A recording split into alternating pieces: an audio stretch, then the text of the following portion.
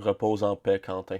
Vous, ici, connaissez déjà l'histoire, mais pour les autres, sachez qu'un jeune homme d'à peine 23 ans et qui assurait à Lyon, en France, la protection physique des militantes réellement féministes du collectif Némésis, lesquelles manifestent pacifiquement, contrairement aux gauchistes anti-système validés par le système, a été tabassé par une meute d'antifos sauvages. Ils l'ont laissé pour mort et ont foutu le camp. Et on vient d'apprendre qu'il a succombé de ses blessures. Qu'il repose en paix. Cette tragédie a au moins le mérite de montrer aux passionnés de la cécité volontaire que oui, en effet, la droite a besoin de garde du corps juste pour se déplacer, ce dont la gauche n'a aucunement besoin. Car la gauche est le bord de la barbarie. La gauche est le seul bord politique à menacer, agresser et tuer pour un désaccord idéologique. Croyez-moi, j'en ai reçu des menaces de gauchistes et autres divers sauvages. Cela dit, ce drame lève le voile plus férocement encore sur une tendance qui ne se cachait même plus. La propension de la gauche à se faire ennemie insidieuse du peuple. Dans ma dernière vidéo, je démonte et dénonce le discours misandre et sexiste d'Élisabeth Lemay, la gauchiste subventionnée, et sa diatribe, en apparence une série d'attaques gratuites contre tous les hommes, était une offensive violente et diffamatoire contre tous les hommes du peuple. Car ne croyez pas que les hommes qui bossent chez Radio Cadenas ou dans sa maison d'édition et qui lui offrent une belle tribune en or pour déblatérer ses âneries étaient visés. Pas du tout. Les concernés, les attaqués, c'était vous et moi. Et j'ai été le seul à dénoncer son venin populiphobe. Le seul. Trouvez-moi un seul autre écrivain qui l'ait dénoncé. Allez-y. Il n'y en a pas. Un autre artiste d'abord? Non plus. Je suis le seul. Qu'est-ce que ça révèle? Je suis le seul à défendre le peuple véritable.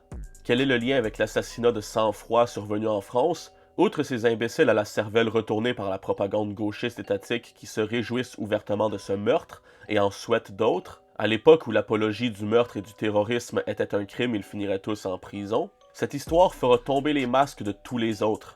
Observez les personnalités françaises encensées par le système. Observez les artistes, les vidéastes, les chroniqueurs, les journalistes, les blablateurs à la radio, les musiciens, les chanteurs comme aimait les appeler Feu Doc Mayou. Hormis ces news, personne n'en parlera, et il est plus que temps de tracer une ligne définitive et de cesser d'encourager les ennemis du peuple, de cesser de soutenir financièrement et temporellement les ennemis revendiqués du peuple. Sur Internet, la droite a une réelle portée. On a vaincu, on a gagné la bataille d'Internet sans le moindre effort. Car Internet est, pour l'instant du moins, la seule plateforme accessible au peuple véritable, jusqu'à ce qu'il nous le retire. Lâchez les Antoine Daniel et autres Squeezie qui vous font la morale depuis leur tour d'ivoire et leurs millions d'euros de communistes en banque. Notre passé historique, du coup, qui est misogyne, qui est raciste, qui est colonisateur, tout ça, aujourd'hui, juste, faut accepter de dire, on a fait grave de la merde. Franchement, les hommes, on a fait de la merde vis-à-vis des femmes pendant des décennies. Les blancs, on a fait de la merde vis-à-vis des autres pendant des décennies, des siècles. Et aujourd'hui, on n'est plus d'accord avec ça. Et regardez, on fait ce qu'il faut pour que socialement tout le monde évolue et qu'il n'y ait plus ces trucs d'inégalité qui n'ont rien à foutre là, tu vois. Lâchez ces gens qui se réjouiraient de votre mort, car croyez-moi, ces gauchistes encensés par le système rient présentement du meurtre de Quentin, le vilain facho d'extrême droite. Même s'ils n'en parlent pas, ils en rient. Comment est-ce que je le sais? C'est simple. La gauche passe son temps à arguer que le silence est de la complicité, que le silence est signe d'adhésion. Alors ainsi soit-il. Votre silence vous rend complice. La gauche a les mains ensanglantées, et c'est pas la première fois.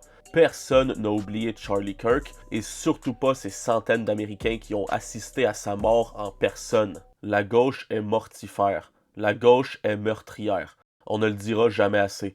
À droite, il est plus que temps qu'on use de notre pouvoir pour faire tomber les fossoyeurs de nations et ennemis du peuple. Cessons de les élever par nos clics, par nos commentaires et visionnements chatouillant l'algorithme, par nos dons, par nos achats, et laissons-les couler, s'éteindre et pourrir. Et soutenons les indépendants étouffés par le système.